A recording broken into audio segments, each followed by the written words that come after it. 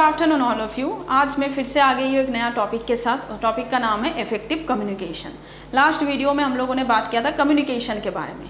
एक बात आप लोग भी जानते हो कि बात करना तो हम लोग बचपन से सीख जाते हैं, मतलब जब हम लोग बचपन पे रहते तभी हम लोग सब बोलना सीख जाते हैं। लेकिन क्या हम लोग बच्चों के बात को अच्छे से सुनते हैं या फिर उनका बात के हिसाब से काम करते हैं? बिल्कुल नहीं करते। सिर्फ सुनते हैं लेकिन उसके ऊपर काम नहीं करते, उतना सुनते नहीं है, अच्छा लगता है तो सुन लेते हैं। तो कम्युनिकेशन तो सब कोई कर लेता है, लेकिन हर एक कम्युनिकेशन जो इफेक्टिव कम्युनिकेशन है ये ज़रूरी नहीं है। तो इफेक्टिव कम्युनिकेशन करने के लिए हम लोग को क्या करना पड़ेगा वो आज मैं आप लोगों को शेयर करूंगी। तो उसके पहले हम लोग जान लेते हैं कि इफेक्टिव कम्युनिकेशन है क्या। एक्चुअली कम्युनिकेशन है बातचीत करना, कि कोई भी दो बंदे हो उनके बीच में जो बातचीत हो रहा है वो है इफेक्टिव कम्युनिकेशन। लेकिन जब वो बातचीत प्रभावशाली हो, मतलब वो इफेक्टिव हो, तब वो कम्युनिकेशन बनता है इफेक्टिव कम्युनिकेशन।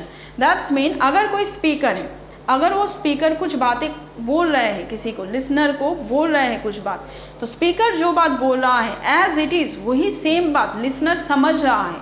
समझने के बाद as proper right feedback speaker को दे रहा है, तब जो उन दोनों के बीच में जो कम्युनिकेशन होता है वो कहलाता है इफेक्टिव कम्युनिकेशन। जैसे मैं अगर किसी को आपको अगर पूछूं कि hi hello how are you, तो आप लोग मेरे को रिप्लाई में ज़रूर बोलोगे कि आई एम फाइन। आप लोग मेरे को ये नहीं बोलोगे कि मेरा नाम कुछ है, ऐसा नाम तो आप बोलोगे नहीं। आप मेरे को बोलोगे hello I am fine, what's about you. तो ये जो है कम्युनिकेशन हुआ। मैंने पूछा कि आप कैसे हो, आपने भी रिप्लाई किया कि मैं ठीक हूँ। ये जो दोनों के बीच के जो कम्युनिकेशन हुआ कि स्पीकर ने जो बोला लिसनर ने एज इट इज़ वही समझा और वही समझ के राइट फीडबैक दिया, इसी को हम लोग कहेंगे इफेक्टिव कम्युनिकेशन। इफेक्टिव कम्युनिकेशन हम लोगों के ऑफिस के लिए बहुत ज़रूरी है, बिजनेस के लिए बहुत ज़रूरी है, इवन घर में रहने के लिए भी बहुत ज़रूरी है। आप लोग भी जानते हो कि कोई दुकान पे आप लोग गए, कोई सामान खरीदने गए, तो वहाँ पे अगर आपका दुकानदार आपसे अच्छे से बात नहीं किया या फिर थोड़ा सा रूडली बात किया, आप दुकान से निकलते टाइम बोलते हो इसके दुकान पे और कभी नहीं आएंगे। इवन सिर्फ आप नहीं, आपके पास अगर कोई दोस्त है, आपके साथ कोई दोस्त है या फैमिली मेम्बर है, उनको भी आप बताते हो इस दुकानदार का बात करने का तरीका सही नहीं, इसके दुकान पर नहीं आएंगे। उसने भी आपसे बात किया, कम्युनिकेशन किया, लेकिन सही तरीके से कम्युनिकेशन नहीं किया। इसके लिए क्या हुआ, उसका जो बिज़नेस में कस्टमर कम हो गया, उसका बिज़नेस में लॉस हुआ। हो सकता है कि आपका भी कहीं ना कहीं अगर कम्युनिकेशन ख़राब हो तो लॉस आपका भी हो सकता है। तो बात करने के पहले आपको कुछ स्टेप मैं अभी बताऊंगी जो आपको ध्यान पे रखना पड़ेगा और उसके हिसाब से आपको बात करना पड़ेगा, तब जाके आपका कम्युनिकेशन एक इफ़ेक्टिव कम्युनिकेशन होगा। तो आप लोग नोट कर लीजिए कि क्या क्या वैसा पॉइंट है। सबसे पहला जो पॉइंट है, देखिए, एक कम्युनिकेशन में स्पीकर और लिसनर दोनों का ही सेम योगदान होता है उस कम्युनिकेशन को इफेक्टिव बनाने के लिए। तो एक स्पीकर जब भी कुछ बात बोलेंगे उसके पहले उसको क्लैरिटी होना बहुत ज़रूरी है कि वो किस बारे में बात करने जा रहा है, उसका टॉपिक क्या है, बात करने का सब्जेक्ट क्या है, जो भी है उसको पूरा क्लैरिटी होना चाहिए कि वो बात क्या बात करेगा, किस टॉपिक के ऊपर बात करेगा। ये है सबसे पहला पॉइंट। दूसरा पॉइंट जो है बॉडी लैंग्वेज। कम्युनिकेशन के जो वीडियो था उसमें मैंने आपको बोला ही था कि बॉडी लैंग्वेज एक बहुत इंपॉर्टेंट कंपोनेंट्स है कम्युनिकेशन में, एज सेम इफेक्टिव कम्युनिकेशन में भी। आई कांटेक्ट, आपका आवाज़, आपका बॉडी लैंग्वेज, आपका सारा कुछ बहुत अच्छा होना चाहिए ताकि लिसनर बहुत इंटरेस्ट के साथ आपका बात सुने। तीसरा जो पॉइंट है कि जब आप बात कर रहे हो, किसी के साथ भी आप जब बात कर रहे हो, तब आपको देखना पड़ेगा कि आपका बात तो सुन रहा है या नहीं सुन रहा है। तो इसके लिए आप छोटा छोटा कोई क्विज कर सकते हो, कोई फीडबैक ले सकते हो। जैसे कि आपने जिस टॉपिक के ऊपर बात बोला उसी टॉपिक के ऊपर उससे एक दो क्वेश्चन पूछ लिए, तब जाके उसको आपको भी समझ में आ जाएगा कि आपका लिसनर बात सुन रहा है या नहीं सुन रहा है। चौथा जो मेन इंपॉर्टेंट और एक इम्पॉर्टेंट पॉइंट है, वो पॉइंट है कि आप कहीं पर भी जब बात कर रहे हो आसपास में ज़्यादा शोर शराबा ना हो।